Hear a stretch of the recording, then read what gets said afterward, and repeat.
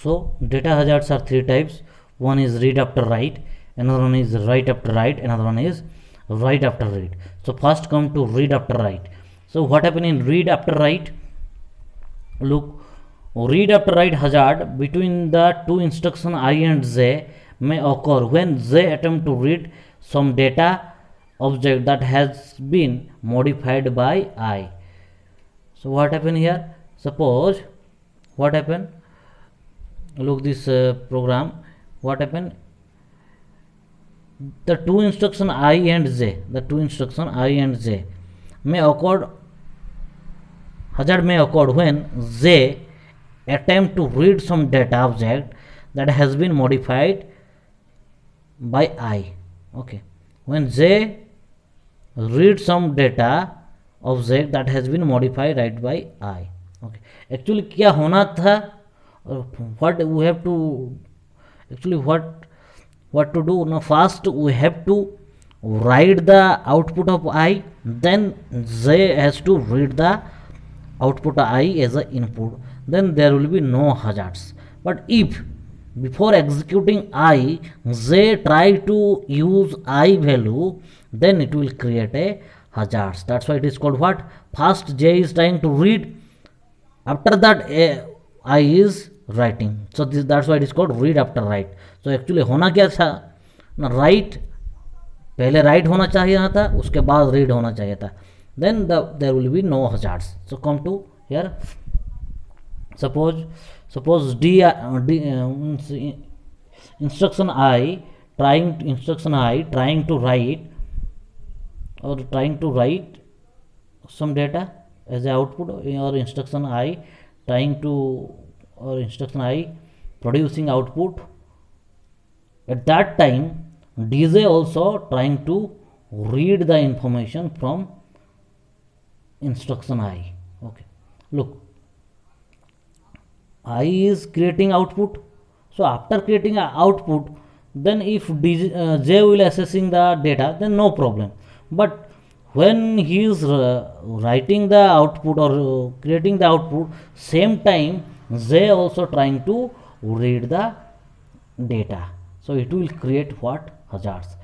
Look, if range of I intersection domain of J is not equal to phi, then it will create what? Hazards. If it is equal to phi, then no hazard will be there. Means if there is any common elements, then it will create hazards. If there is no common elements, then it will not create hazards. So look look here, what happened now? This is called flow dependency, or you can say this is called flow dependency. Why it is called flow dependency? Because input of I because output of I becoming the input of J, so it is flowing from one stage to another stage. That's why it is called flow dependency. Output of I flow to J as the input of his. Okay, that's why it is called flow dependency. So it is flowing from one place to another place, or you can say output to input, input to output, output to input, input to output. So there is a flowing conditions. A problem is occurring what? At the same time both I is writing his data, at the same time J want to read the data, but he is not waiting until finishing of his job. So it will create what? Hazards. So let's a simple example we can understand easily. Suppose this is the instruction I, which has instruction increment R0, that is you can write R0 equal to R0 plus 1, increment now 1 plus 1, that's why I am writing here, and multiplication accumulator R0. So accumulator and R0 are multiplying with each others and creating the output, and store in which location? Accumulator locations. So how many inputs are there? Let's find out the domain and range. So domain is called what? Input. A range is called what? Output sets. So I input is what? R0 is I input, yes, and J input is what? Accumulator and R0, and output of I is what? Or you can range of I instruction is what? R0, and range of J instruction is what? Accumulator. So let as per the formula intersect with each other. intersection, find the intersection of each other. So range of, this is what, range of first instruction intersection domain of second instruction. So look here, range of I intersection domain of j. So range of I is what here, r0, sorry, yes, r0, I'm writing here r0, and domain of j is what, s is accumulator and r0, I'm writing here, and after intersecting both, then we'll get what, r0, and which is not equal to phi. That means it is creating a hazards. Are you getting me? If there is no common element, if accumulator is the result, then no hazard will be there. But what happened here? Common element is what, r0. That means it creating hazards. Okay, get it everybody? So why it is r0? Now here, look here, look this diagram. Look this diagram and example.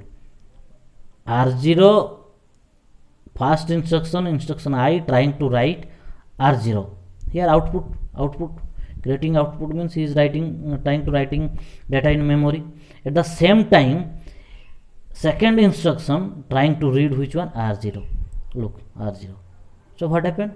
Maybe this R0 come to here, or maybe this R0 value maybe come to here.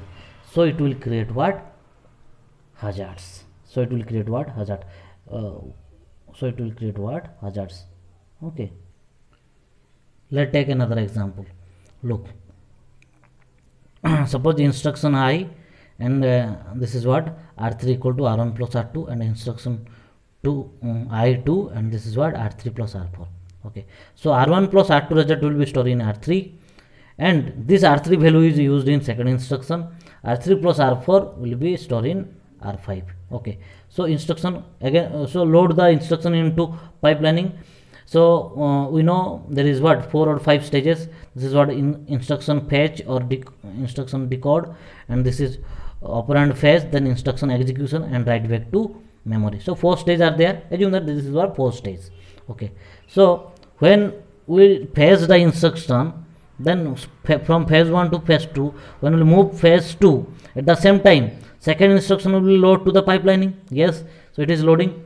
Then after fetching, when you will come to executing, second phase will be start here. So when R2 I1 is executing, at that same time I2 trying to fetch the instruction. Fetch the instruction means operand fetch of means what, operand fetch. So operand fetch means he trying to R3 and read R3 and R4 value. Listen carefully. When instruction I trying to executing the R1 plus R2, means we are not getting the R3 value. Till we are not getting the R3 value, they are executing. R1 and R2 value are executing in this pipelining process. At the same time, second instruction trying to read the R3 value. Okay, so trying to read the R3 value, but here R3 value is not available, because R3 value will be available in which position? In this position R3 value will be position. If after this position instruction I2 try to read, then no problem will be there. But what he trying to do? Now, when execution is going on instruction I, at the same time instruction 2 trying to fetch the instructions. At the same time instruction 2 trying to fetch the operand value of R3. So what happened here? Now he will not get the fresh R3 value, or maybe he will not get the R3 value, random value he will be take from the memory. So it will create what, hazards. So it will create what, hazards. So if the execution will be start from this position, because after writing back we can read the data, no problem, then there will be no hazards. Get it? So look, so from the equation let's find whether it is creating hazards or not. So so this is what, domain is what, R1 and R2 are the domain of instruction I. Domain means input, and the output is what, R3, and I2 domain is what here, R3 and R4 are domain, and range is what, R5. Okay, so next find the intersection. So range of instruction 1 intersection domain of instruction 2. If it is not equal to, if it is equal to phi, not equal to phi, then it will create what, write after read hazards. Okay, so look, R3, this is what R3, range is what R3, and is what R3 and R4, and obviously it is creating what R3. So common is element, there is a common elements, there is a common elements. This is not equal to null. This is not equal to null means creating hazards. If it is equal to null, then means if there is no common element, then it will create, we can say that it is not occurring any hazards. Get it? So this is another example about regarding the read after write operations.